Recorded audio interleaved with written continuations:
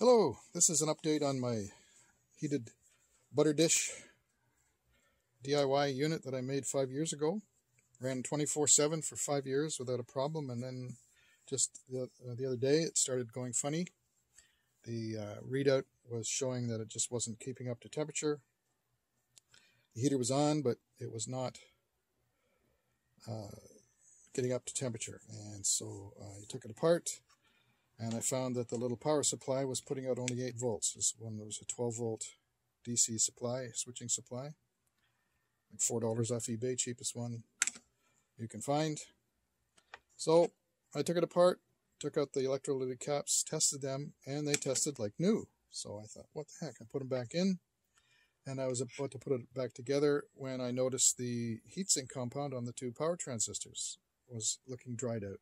So I cleaned that off, put new heatsink compound on there, put it back together, and it showed 12 volts with no load. Put a load on it, still ran perfect.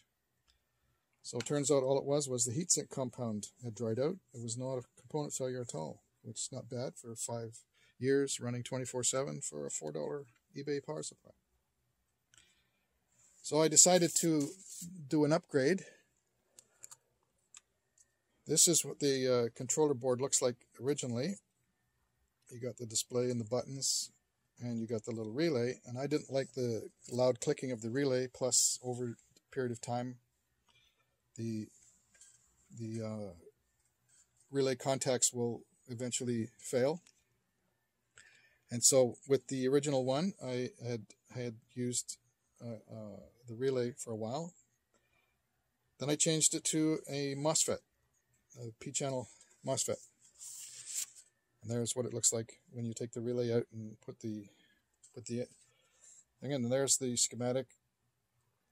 I used the IRF 9540N P-channel MOSFET. You can pause it if you want to draw that out. And the active low is switched, the plus 12 from the positive of the relay coil. The active low would be controlling the relay coil. You need a 100K pull-up. Put the 4.7K in there just to protect the circuit in case the MOSFET shorted for some reason. And that's what that looks like.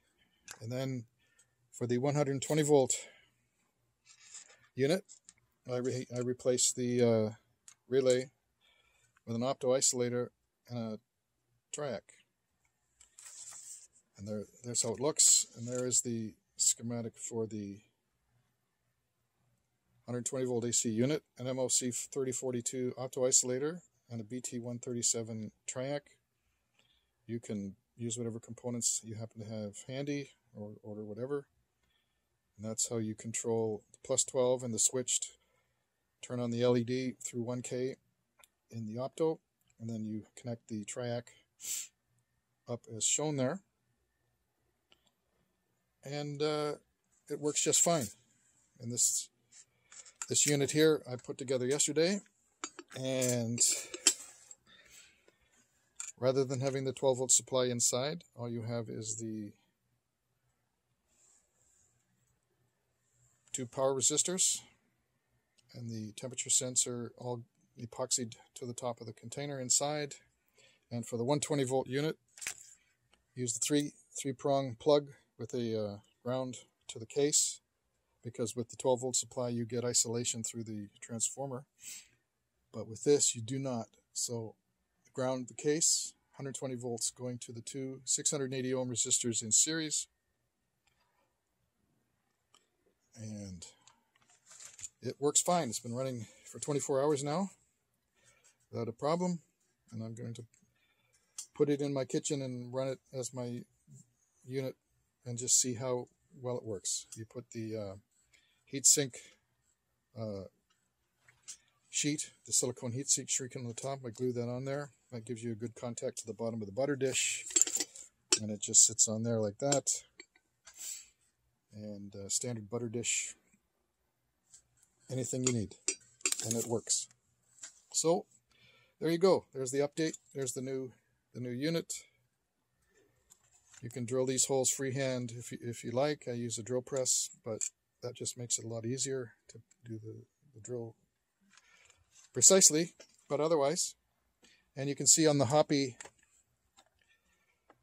unit here. It's drawing about 12 watts, 11, 12 watts when it's got the heater on, and then when the heater goes off, it's about a half a watt.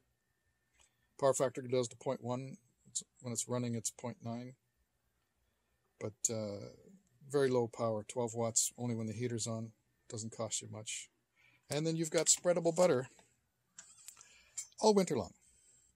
Alrighty, there's my update. 5 years on, and I made another one out of 120 AC.